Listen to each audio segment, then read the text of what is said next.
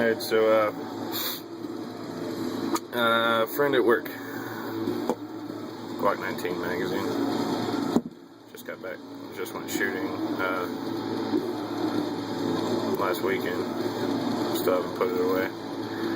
Tomorrow's Friday, no reason putting it away now, I'll just be using it this weekend. But, what I was going to say was, a friend at work, this is his knife, Sog Trident,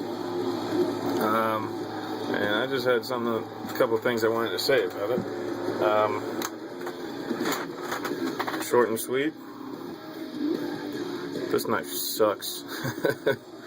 The only thing that's cool about, well, there's two things I guess that are cool about this knife. First of all, that pocket clip, that thing is awesome.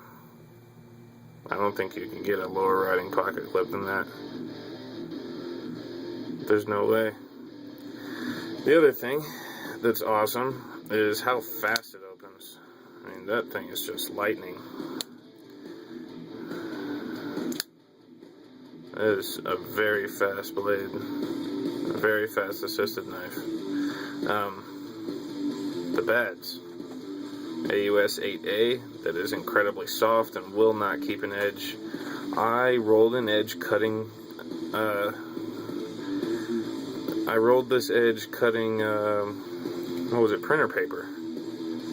How is that?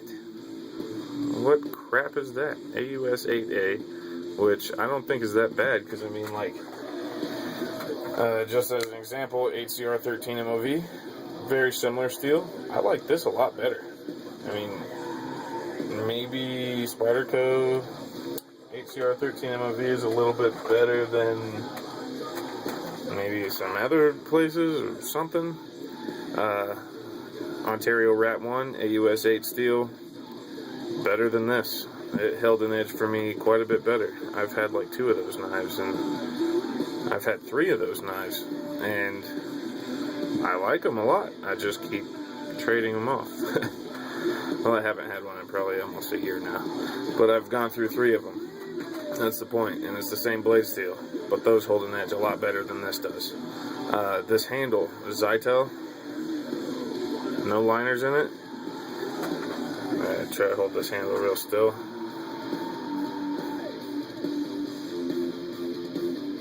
You see how much that's moving? There's no up or down. The lock is solid, but the handle is just so flimsy. You can, like me just going like that, I could feel it bending. Not to mention the crazy, annoying blade play. That is just unacceptable. This lock sucks. With how fast it is, you can imagine the spring inside of it. It's pretty stout. So closing it with one hand is definitely something to get used to, just because it does require that you change your grip a little bit and use your thumb. Now, I'm not, anyone that knows me knows I'm not a huge fan of assisted knives in the first place. This is the only one that I have, which, I mean, price range is pretty different, but still, this knife is super easy to close with one hand. It doesn't open quite as fast. I mean, that thing's lightning. This blade's just a little bit too heavy, I think. But, different assisted mechanism also. This is Kershaw's Speed Safe, which is just a torsion bar.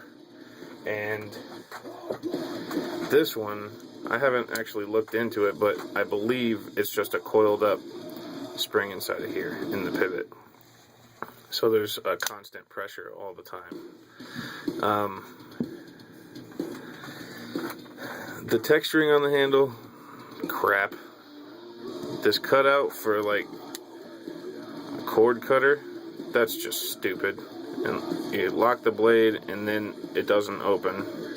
If you don't lock it, don't try to cut any cord with it, because it's just going to deploy the knife and you'll probably stick yourself with it. So, like I said, pocket clip, huge win. Such an awesome pocket clip. And how fast it opens is pretty awesome too. Aside from that, this knife is just, I would not suggest it to anyone. I told the owner of this knife not to get it in the first place, and he didn't listen to me. I found it for him. I found a Kershaw Blur. He wanted to get, alright, when he first told me that he was going to buy this, he said he was going to get the Tanto one because he's got a thing for Tanto blades.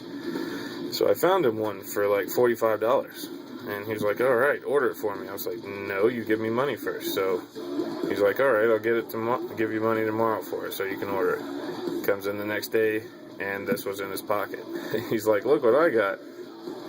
Paid $68, $78, somewhere around there. It was way too much, because I found this exact knife for $50. Brand new. Oh, and that right there on the blade, that is rust. It hasn't been babied. Don't think that I'm saying that's like excessive. He said it did sit outside for a night, but I live in Colorado. I live pretty close to Denver, actually. Anyone that knows this area knows it's incredibly dry. So I don't know about that. I don't know that it sitting outside had anything to do with that rust. I think it's probably just sweat in his pocket or something. What else?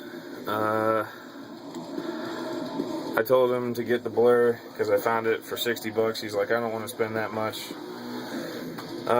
So, I mean, before that I was telling him to get a pair of military. Actually, here. This is in my pocket right now. Told him to get that. He was like, I don't want to spend that much. 120. What should have been 45. Way different. Nested steel liners, G10, S30V, DLC. I don't know what this coating is. It said it was like titanium nitride or something, but it actually is wearing pretty well, except for right here along the edge. It's not even showing up in the camera, but it's a different color right there. So I thought that was DLC in the first place, and I thought that was impressive, but it says it's titanium nitride. Way easier to close. The lock on the Para 2, the compression lock, is the best lock on any knife. This is like the definition of one-handed open, one-handed close. Yeah, I've been EDCing this one for the past month or so. Loving it. Had to get another one since my wife commandeered my Digi Satin Para 2. But she felt bad, so that one came along. So I'm not complaining at all. I love that thing. That thing's beautiful. Alright, I'm getting off topic. Sog Trident. Don't buy it. Simple as that. See ya.